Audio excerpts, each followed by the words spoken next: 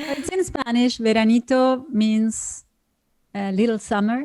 So it talks about the summer in the city of Buenos Aires, where the summer is very sticky, humid, and hot and unbearable.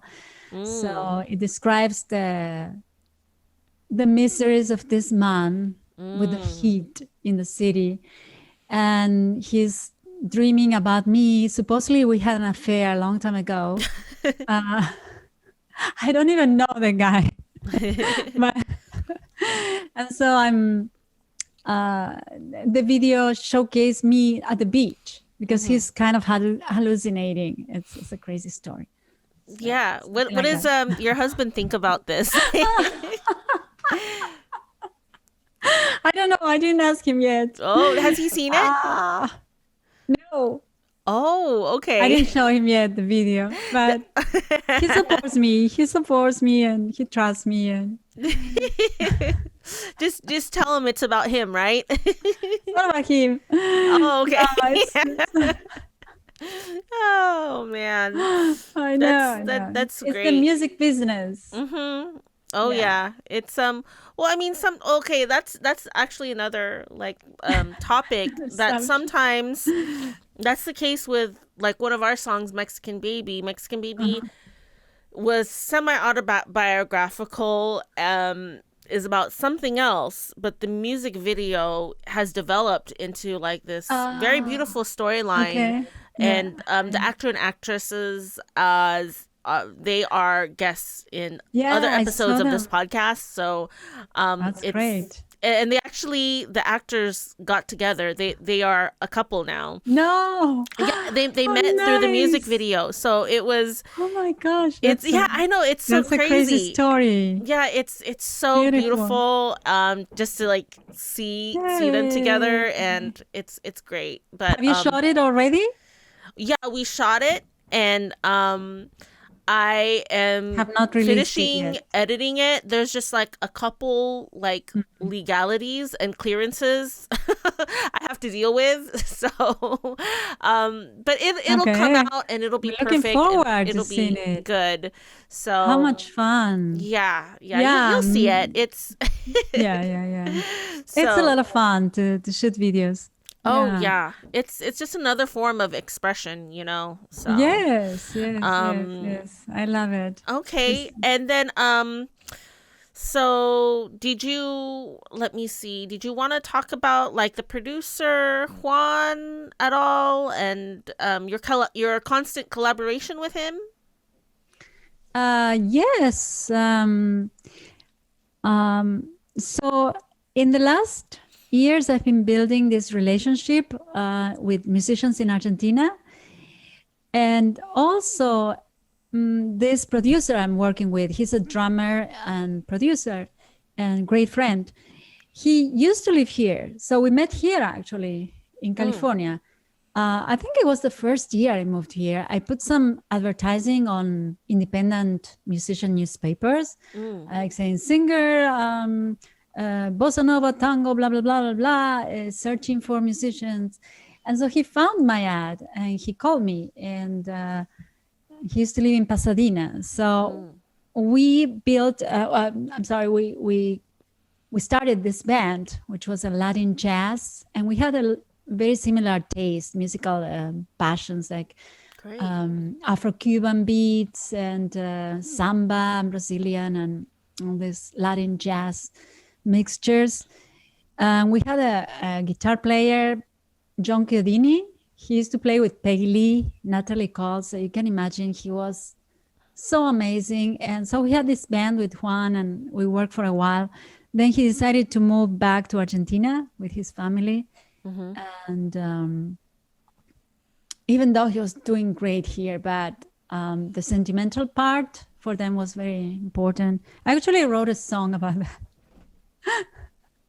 It's coming up in my next album. Oh, okay. There's this nostalgic feeling. Some people have very strong connection with their families, with their roots, their identity. So they went back, and he has a recording studio there.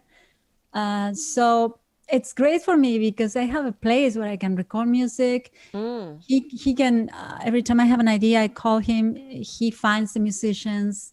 he contacts them. He works within my budget and organizes the sessions and also the video clips. We shot Con Ritmo, one that we did in Buenos Aires. Yeah, that's a great one. And, he was a producer. And so that is such a good moment for me in my life to have this team there.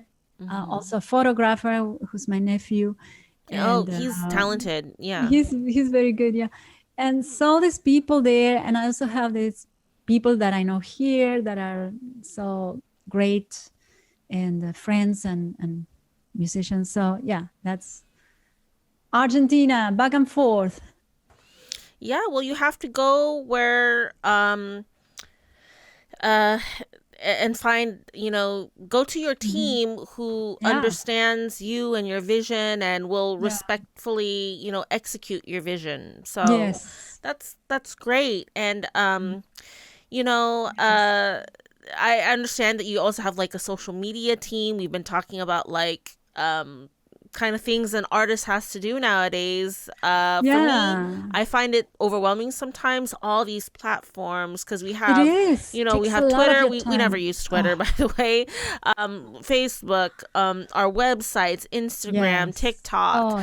And do you want to tell our audience all the things that you're doing on well, first, Instagram. You're doing like these Instagram live streams on your vocal studio. You're doing like little mini lessons. Do you want to talk about that?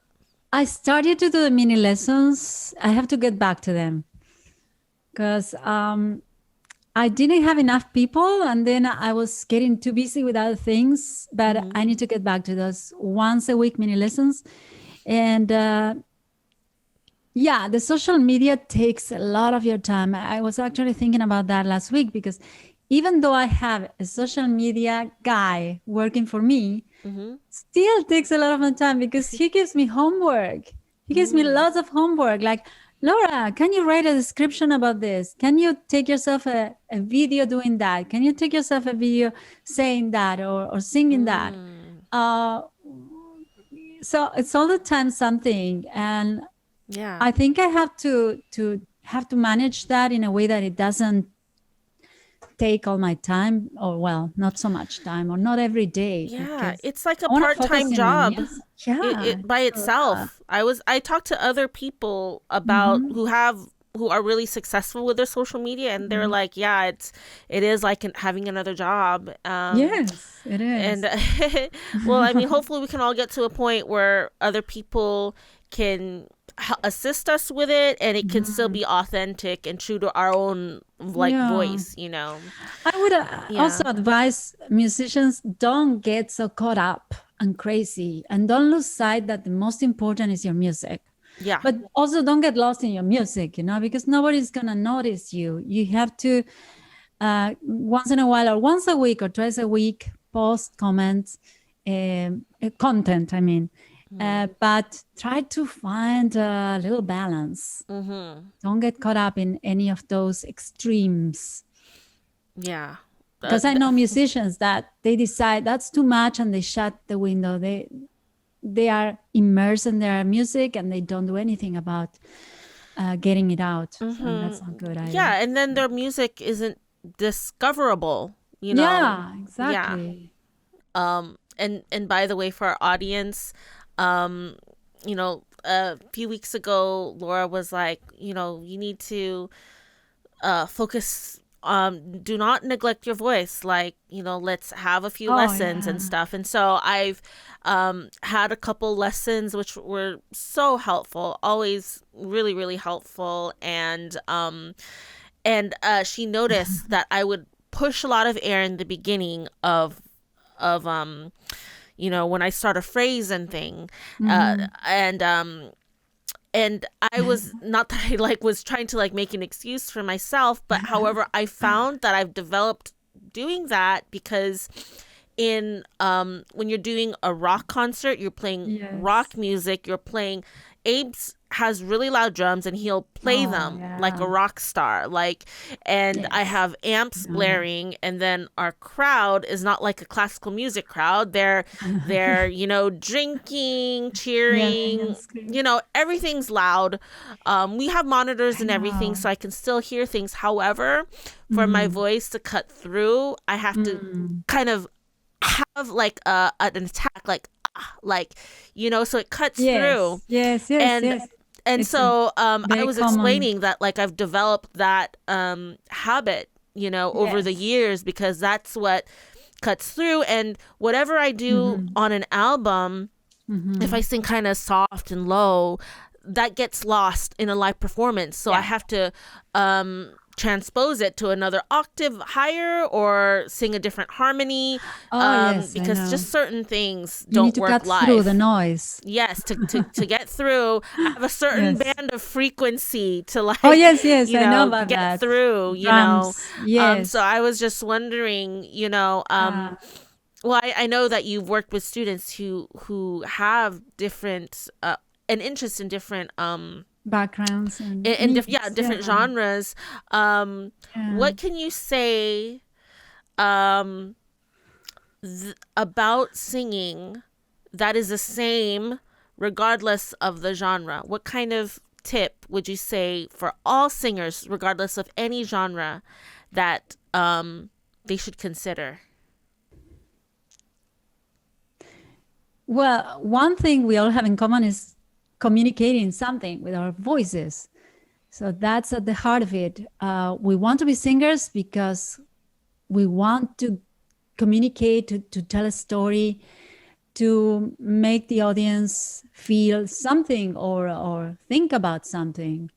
And we are creating that with our bodies, with our voice, and our voice is inside our bodies. So sooner or later, we're going to have to get in touch with our bodies. Even if we sing whispering, we still have to breathe and be conscious of the breath. But that's more like a technical aspect of being a singer, But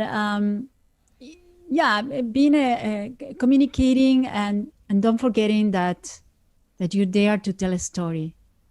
Even if it's classical and you're focusing in the perfection of the notes, you still have to come through with your personality. Otherwise, it's just noise. It's not alive. You don't come direct to the people with your heart. I don't know if that answers. That's a beautiful message. Where could our audience find you? Can you tell them your socials? So I have a website, lauravallemusic.com. In Instagram, you can find me at Laura Valle Music. Facebook, it's also Laura Valle Music. And in Spotify, I believe it's only Laura Valle. And digital platforms also, Laura Valle. But when people actually Google you, you can come up right away when they type Laura S. Valle. Valle. Yes. Yeah, because there's actually other Laura Valles. There's one who's a singer in Spain, I believe. So just to go directly to our Laura, you type in Laura S. Valle, and you can just find Googling it or YouTube, then Laura S. Valle, which is my middle initial, which is Susana. Yes. All right. Well, I think this is great. I just want to say, Laura, thank you so much for, being so open and vulnerable and talking about your experiences. This is a music and music industry and creativity podcast, and the people listening are, maybe many of them are going to be singers, and so this is something that would interest them. So thank you so much for appearing on our podcast. Thank you, Joanna. It was great.